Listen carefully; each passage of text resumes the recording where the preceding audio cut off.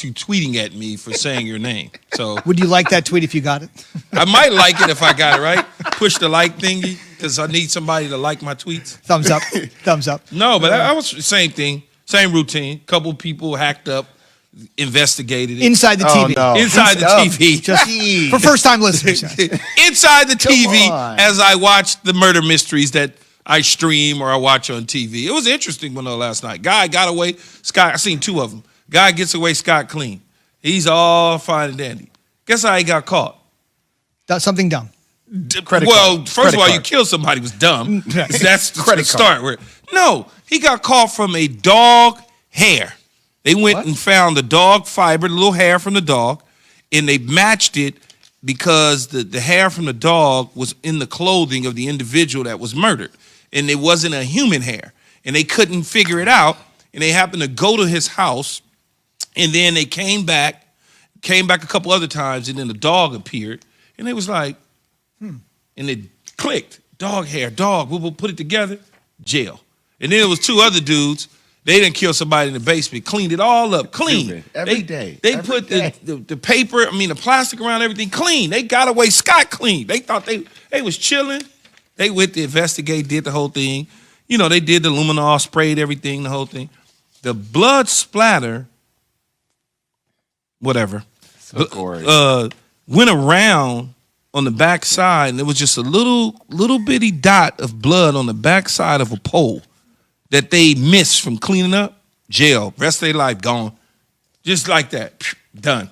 I was like, man, y'all, first of all, you can't be killing people. Every day, Key, you watch all this stuff. How do you watch? I can't every day.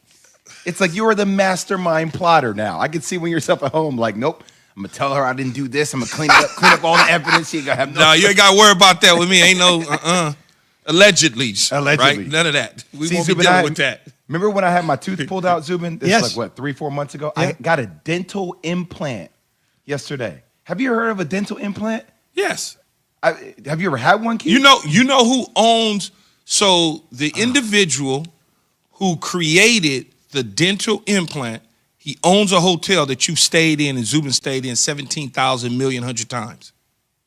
The hotel, that's the Doubletree, he owns that hotel. Is that right? In Bristol? What a small world. Bristol. Yes. Wow. Yes. All right, well, I need to get a little price reduction on these implants, man. They costing too much out here these days. You all right, man. You got insurance. So as Key has told us. Insurance doesn't cover a lot of it. Go ahead, Zubin. No, I got you. Just don't, hey, when you start getting implants and stuff like that, it starts to take shape and people start feeling good about it. Don't come back altering your nose and altering your ears and your cheeks and all. Don't come back doing that. I'm just thinking of the person that literally just flipped on the radio and heard Key talking to Jay about implants. Implants. Well, that's how it starts. Dental. But that's how it starts. They start off getting some sort of implant, and then the next thing you know, Jay, it'd be hard for you to sit down, Jay. As Zubin say, like Benjamin Button. As Zubin say, you need a wide lens. I don't want to be looking up. Stop. I don't want to be looking up at Jay Will. Zubin, let's get into sports, Zubin, right now. Hey, Jay, you look different, man. What you do? Finally, somebody else asking us to do that. I'm always the guy that's bailing us out. Tighten up that nose a little bit, Jay. Come back with a pencil nose, huh? If you've got anything for hair. Is Jay related to Michael Jackson? What is going on? Hey. Sorry. All right, I'm pausing. Him. See, Zubin, He's the no laugh longer takes with it too us. far. Takes it too far. Yeah. What? It tightened up drastically. That's all I'm saying. Leave Mike alone. All right, go ahead, Zubin. Back to sports. Back to sports. It's time for Straight Talk, brought to you by Straight Talk Wireless. After a little loose talk with the fellas, let's get straight into OBJ. Obviously, that's the guy I was referencing, right? The amazing numbers that he's put forth. Obviously, he's been a little bit banged up. He's an asset to any team, but obviously the Browns are able to withstand his loss and get all the way to the divisional round of the playoffs. NFL Network is reporting that he is available. Teams aren't knocking down the door, but any talent of this ilk is going to draw some interest. So, fellas, let's get your thoughts on what could be a suitable option for OBJ, obviously on the trade market here. If it would have to be on the trade market. First of all, I want to see where his health is at. Is he healthy? If he's healthy and he's fully recovered and he doesn't have any lingering issues and he feels good about where he's at and we feel good about him, then I think he could be a player. So many times in this league, you are misunderstood about who you are as an individual off the field, or even on the field for that matter. I think he could certainly help a team for sure, whether it's the Tampa Bay Buccaneers, whether it's coming back to New York and helping the New York Jets try to revitalize their organization and getting back to winning ways, or if it's the San Francisco 49ers and a veteran presence at the receiver position there, or so when you start to look at some of those options, he certainly could help a team.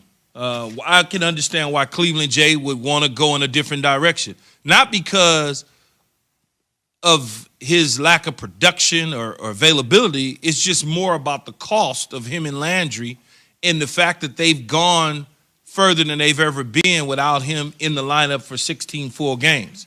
And so when you look at that as a front office guy, you got to say, do I want to invest another $18, $19, $20 million into a guy that we won X amount of games without, even though it may make us slightly better and more explosive?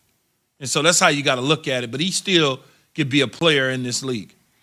You see, I'm not sending OBJ to the Jets. I'm not sending OBJ to the Colts. I'm not sending him any place where my quarterback seems somewhat fragile with how they manage personalities. Like, I don't know how Carson Wentz is coming out of this ego situation. If Sam Darnold is going to be the guy in New York, I know he needs a big-time wide receiver target. But I worry about how Baker Mayfield and OBJ kind of work together, just due to the fact where I saw Baker try to squeeze so many passes to OBJ and not just let the game reveal itself. I send him more so to a veteran situation, whereas, hey, if you can't retain Chris Godwin in Tampa Bay, okay, Tom Brady, come rock with us. Tom Brady can manage strong personalities. Hey, Green Bay, okay, Aaron Rodgers, like, hey, him next along to Devontae Adams, Aaron Rodgers can manage strong personalities. I don't want a personality trait in a QB where I feel like OBJ, not saying he does it maliciously, just his mentality of give me the ball or I need to get my targets can overwhelm a quarterback who maybe isn't positioned or primed to handle that. Well, that's why I started off by prefacing what people say. You get caught up in a receiver's narrative about who they are. They want the football. This, that, and the other. Distraction, this, that, and the other. That is so overblown, Jay, it's ridiculous. And I'm going to defend it because it is ridiculous. Yes, a receiver defending a receiver. What a shocker. Go ahead and say it. Because I almost said some other words. It's laughable when people say those sort of things because it's not true. Well, let me defend OBJ in the last minute we have here. This is the best defense I can give you, obviously not having played the position like you. This is the best defense you can give. What position you play? Kicker. / punter. Your general manager. It was dual threat. You can't cut me. I play two positions. Chief data officer valuable I of am the to this team. You only play wide receiver. No, but here's the thing. Here's what I would say with regards to OBJ in all seriousness. Remember, he missed the first 4 games of his career, right? So he had a shot rookie year, not a shot rookie year, but he missed a quarter of the season. 2017, he had the bad ankle injury. And then this year, of course, he went down in week 7. So he's missed a lot of time. But in his 7 years, he's gone for 6,830 yards. So he missed a chunk of his rookie year, missed a ton of 2017, missed a ton of 2020. And despite all of those games missed, he is still nearly a 1,000-yard a season guy. People do not give him credit for that. Oh, he's Think very about productive. all the guys that have played in this league that haven't missed time. He's missed significant chunks of 3 of his 7 seasons, and he's still a 1,000-yard receiver, essentially. Straight Talk Wireless, no contract, no compromise. On the way.